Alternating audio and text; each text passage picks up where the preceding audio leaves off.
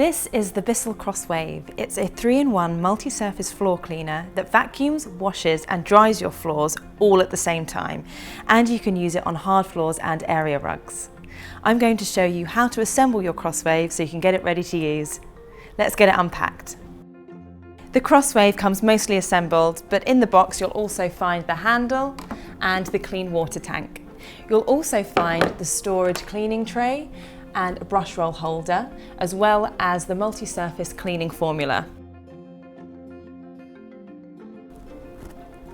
I'm going to put the handle in place now. Just clicks in. If you ever want to remove the handle, there's a little button here that you either need to press with a pen or a screwdriver and it just releases the handle.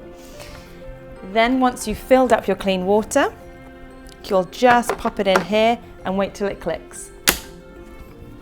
There's a very handy cable tie on here, which is great for storing.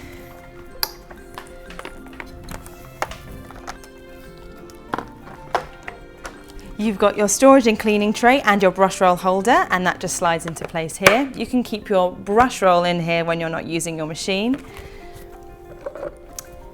And then the CrossWave just sits on the tray.